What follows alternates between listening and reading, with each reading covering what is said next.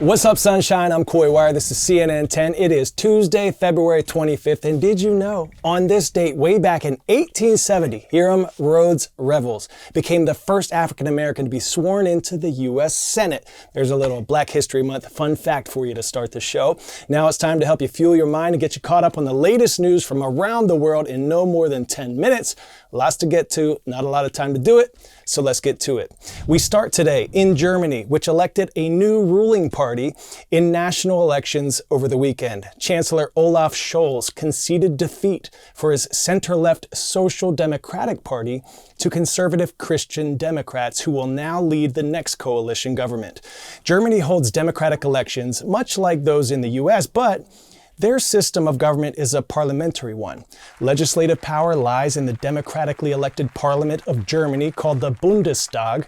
So voters choose the members of parliament and their political parties, who are then given seats in the Bundestag based on those votes. Now, voters don't directly elect the chancellor, but the outcome of the parliamentary vote determines which party leader gets the role.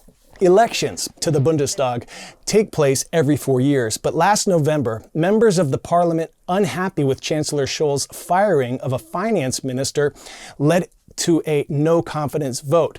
Now, that's a vote Parliament takes to determine if a majority of members no longer support the leader in power. Chancellor Scholz lost that vote of confidence, which triggered early parliamentary elections that took place over the weekend. Now, Friedrich Merz is set to lead Europe's biggest economy and most populous country after his center-right Christian Democratic Union Party won more than 28% of the vote. Without an absolute majority, he and his party will begin the work to form a power-sharing arrangement with other political parties, creating a coalition government to lead the executive. Pop quiz hot shot. Which of these is the only active volcano on mainland Europe? Mount Etna, Mount Vesuvius, Mount Elbrus, or Katla? If you said Mount Vesuvius, you are correct. The active volcano located on the Italian peninsula last erupted in March of the year 1944. Mount Vesuvius may have erupted 80 years ago, but it's best known for the eruption that occurred in 79 AD, covering the ancient city of Pompeii in volcanic ash for thousands of years. Archeologists have spent centuries unearthing the well-preserved ancient city in Italy and continue making discoveries even today. And we're getting a glimpse of the high-end resort-like destinations that people were enjoying nearly 2,000 years ago. Our Ben Wiedemann is there to show us around a lavish spa complex that's recently been unearthed in Pompeii.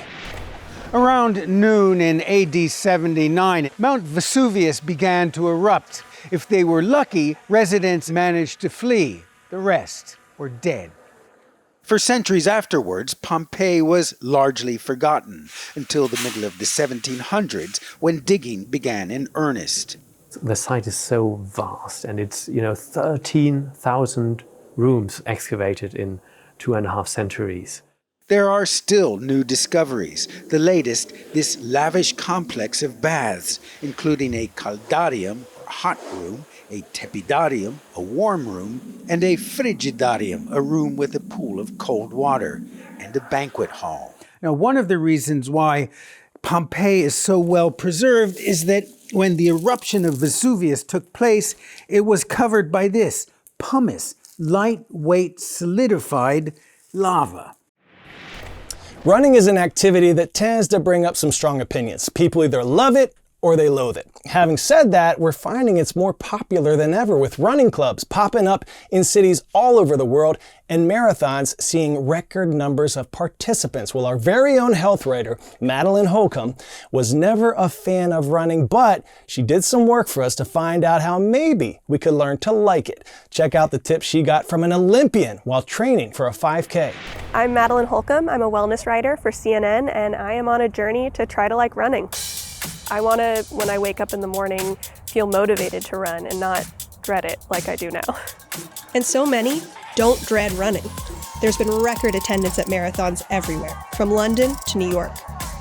So I asked for some help, because in 1 month, I want to run my first 5K. I decided to bring in an expert, running coach and Olympian Julie Benson.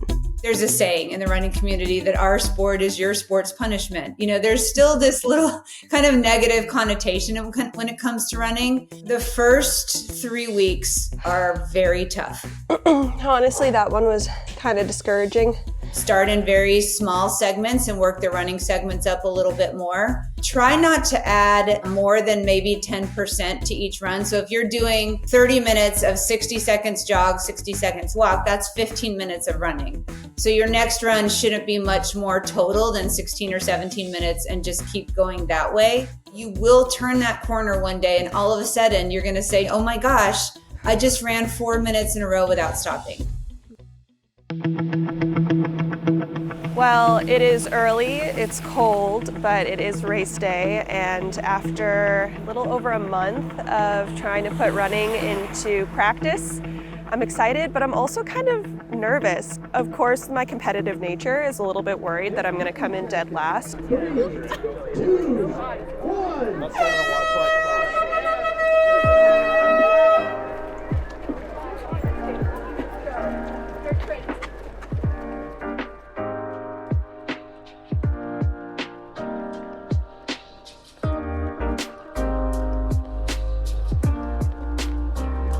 All right, Jane, Jace, Tim, Sarah, Madeline, great finish. I finished, which was really exciting. This has really taught me that you can't go 100% of the time, and learning how to pace myself, I think, really made a difference. If I'm being totally honest, running still isn't my passion. I still am a dance, Pilates, martial arts class kind of gal, but I do feel good afterward, and I do enjoy it along the way, and I'm excited to have running as another tool in my physical fitness tool belt. Now to a story about the power of having a positive attitude during tough times or awkward moments. Terrence Shannon Jr., drafted last year in the first round by the Minnesota Timberwolves, was being celebrated at his alma mater, the University of Illinois. They retired his jersey, and then this happened. At his jersey retirement ceremony, the school accidentally displayed his jersey and banner upside down. Embarrassing. A viral moment for Terrence, his family, the school, but here's why Terrence Shannon Jr. is today's difference maker. He used an awkward moment to do something awesome for kids.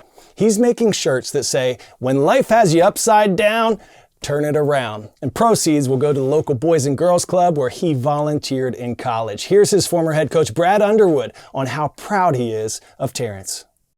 We messed it up. And for the character of that young man to come out and do what he did today, made a shirt if you haven't seen it, you know, when life turns your world upside down. And I challenge every business in Champaign, I challenge every alum, go buy it, because it's all going to the Boys and Girls Club. He's not out trying to profit off of it. Man, I couldn't be any more proud of the way that young man handled that situation, his moment, all the work that went into that, his moment. And then to turn it around and give it all to charity speaks volumes. Well done, Terrence. It's not what happens to you in life that matters most. It's how you work through it that truly matters.